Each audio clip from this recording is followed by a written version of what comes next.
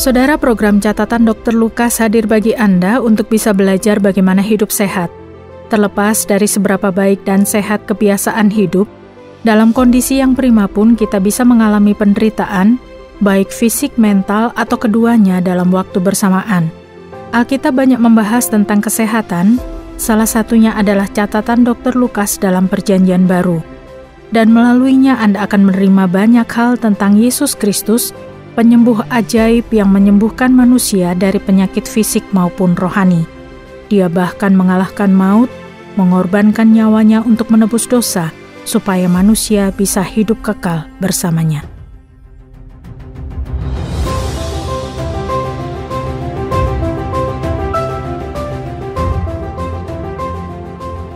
Wang Shaoqiang berusia 24 tahun dan merasakan sesak nafas ketika ia bermain bulu tangkis. Kemudian ia juga mulai batuk. Setelah beberapa bulan batuk dan sesak nafas menjadi semakin buruk, sehingga ia tidak bisa lagi bermain bulu tangkis dengan baik. Hal itu menjadi masalah karena ia sedang mempersiapkan diri untuk bertanding di pertandingan bulu tangkis nasional di Cina. Orang tuanya juga mulai mengkhawatirkan keadaannya. Apa yang kemudian mereka lakukan? Pertama-tama mereka pergi ke dokter untuk melakukan pemeriksaan dada dengan ronsen dan hasilnya normal. Lalu mereka melakukan beberapa pemeriksaan lain dan dokter mengatakan bahwa Wang Shaoqiang mengidap asma. Wang Shaoqiang dan orang tuanya sudah pernah mendengar tentang penyakit ini, tetapi mereka tidak terlalu banyak mengerti tentang hal ini. Mereka banyak bertanya kepada dokter dan juga banyak membaca artikel yang diberikan oleh dokter kepada mereka. Ada beberapa hal yang mereka bisa pelajari tentang asma. Mereka menjadi tahu bahwa jumlah penderita asma laki-laki maupun perempuan punya kemungkinan yang sama. Mereka juga bisa tahu bahwa penyakit ini bisa terjadi kepada anak-anak maupun orang dewasa, tetapi jumlah penderita di kalangan anak-anak lebih banyak dibandingkan dengan mereka yang sudah dewasa. Bahkan di Cina saja 5-10% penduduknya menderita penyakit asma, yang artinya lebih dari 130 juta penduduk di sana menderita penyakit ini. Wang Shaoqiang bertanya kepada dokter tentang gejala-gejala penyakit asma selain dari batuk dan sesak nafas. Dokter mengatakan bahwa penderita asma sering mengalami nafasnya berbunyi dan merasa ada tekanan di dadanya. Apa penyebab asma? Polusi adalah salah satu penyebab utama. Selain itu, ada juga asma yang terjadi saat olahraga, seperti yang dialami Wang Shaoqiang. Hal ini terjadi sekitar 5-10 menit setelah seseorang melakukan olahraga. Kemudian ada juga pengobatan yang memicu munculnya asma. Ada obat-obat yang punya efek samping memicu asma. Ini terjadi hanya kepada sekitar 10% dari mereka yang sedang mengalami pengobatan, tetapi asma yang terjadi bisa cukup serius. Lalu jenis asma yang lain adalah yang berkaitan dengan pekerjaan, di mana seseorang terekspos kepada asma di tempat kerjanya. Ini juga sesuatu yang penting untuk diketahui, karena bisa saja seseorang bekerja di suatu tempat selama beberapa minggu atau bahkan beberapa tahun setelah terekspos kepada penyakit itu.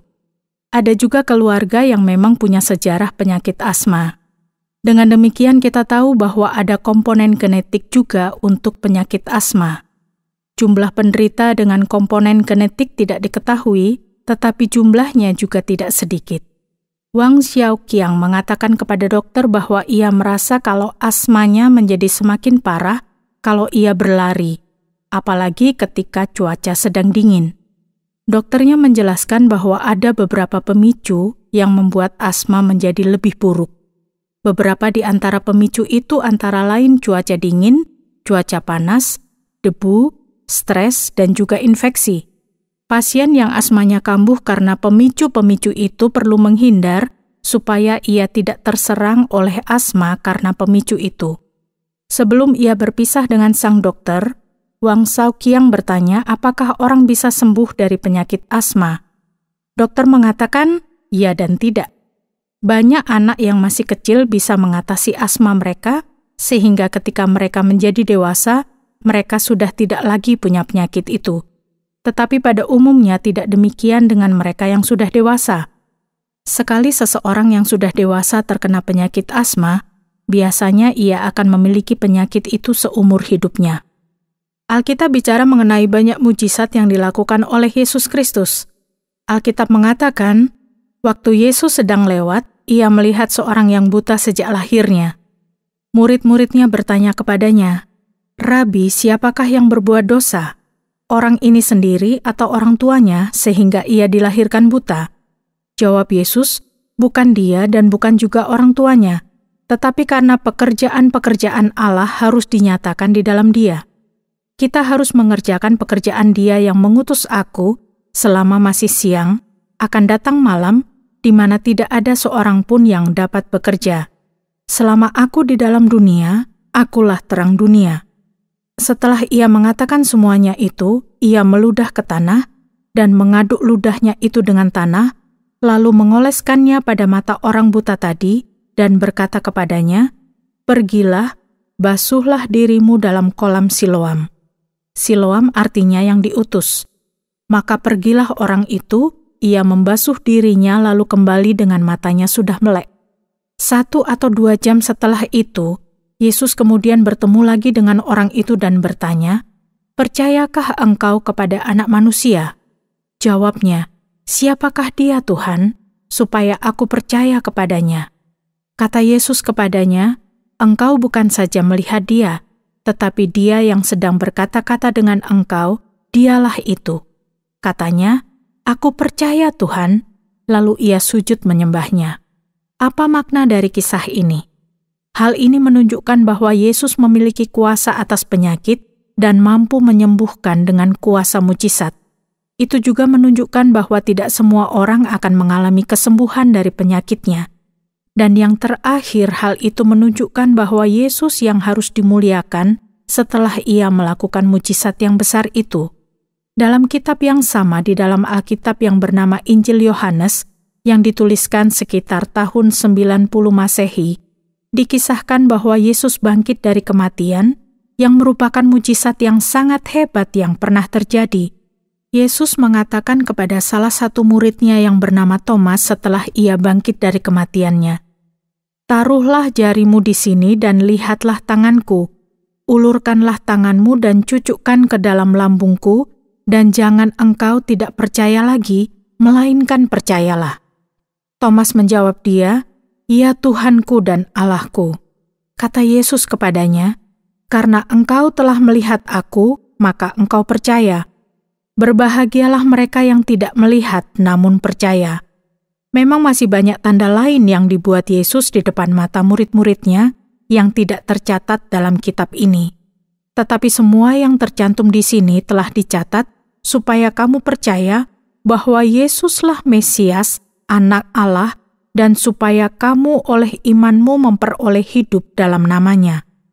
Yesus baru bangkit dari kematian sehingga ada banyak pertanyaan dan banyak keraguan tentang apakah ia sungguh-sungguh bangkit dari kematian.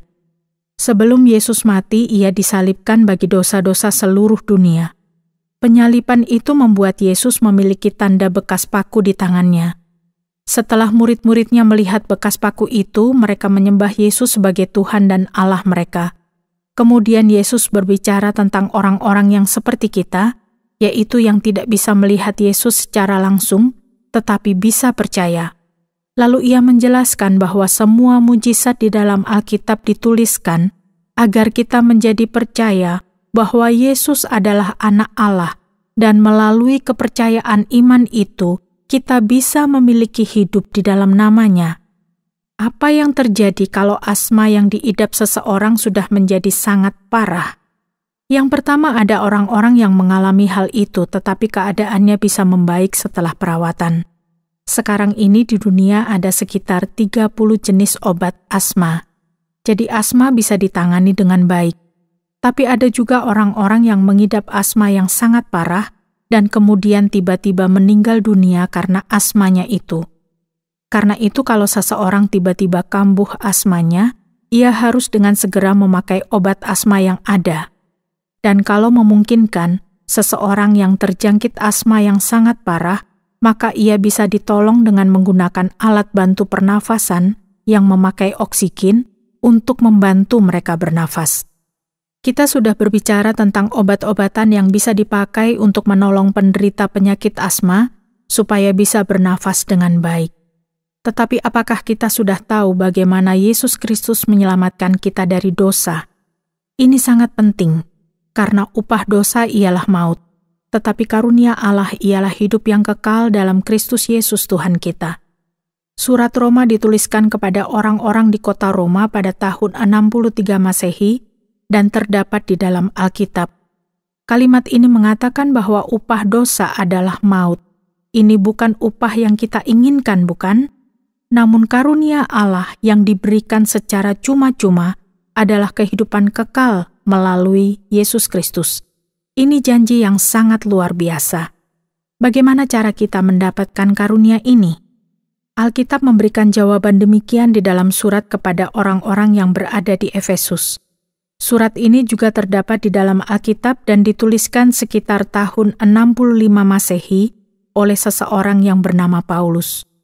Ia menuliskan begini, "Tetapi Allah yang kaya dengan rahmat, oleh karena kasih-Nya yang besar, yang dilimpahkannya kepada kita, telah menghidupkan kita bersama-sama dengan Kristus, sekalipun kita telah mati oleh kesalahan-kesalahan kita, oleh kasih karunia kamu diselamatkan, dan di dalam Kristus Yesus Ia telah membangkitkan kita juga dan memberikan tempat bersama-sama dengan Dia di sorga, supaya pada masa yang akan datang, Ia menunjukkan kepada kita kekayaan kasih karunia-Nya yang melimpah-limpah, sesuai dengan kebaikan-Nya terhadap kita dalam Kristus Yesus. Sebab karena kasih karunia kamu diselamatkan oleh iman, itu bukan hasil usahamu, tetapi pemberian Allah. Itu bukan hasil pekerjaanmu. Jangan ada orang yang memegahkan diri." Pernyataan yang sangat luar biasa. Bahkan ketika kita sudah mati karena kejahatan kita, yaitu karena kesalahan yang kita lakukan, Allah di dalam kasih-Nya yang besar sudah membangkitkan kita di dalam Kristus. Ia melakukan hal itu karena kasih karunia-Nya yang besar juga. Perhatikan bahwa keselamatan yang dari Allah ini gratis, karunia yang cuma-cuma. Kita tidak akan bisa membayarnya seperti kita bisa membayar obat, dan kita juga tidak bisa memperjuangkannya, dan tidak ada yang bisa kita lakukan yang membuat kita layak menerimanya. Kita hanya bisa menerimanya dengan iman kita. Kita menerima bahwa Kristus mati bagi dosa-dosa kita, dan bahwa Ia bangkit dari kematian.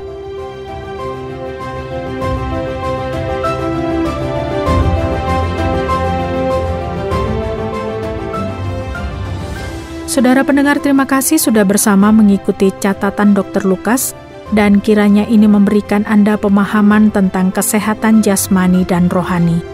Kalau Anda punya pertanyaan atau Anda terkesan dengan acara ini, silakan kirimkan tanggapan Anda bisa melalui SMS atau WhatsApp ke nomor 081 333 777 386 081 333 777 386. Sampai jumpa.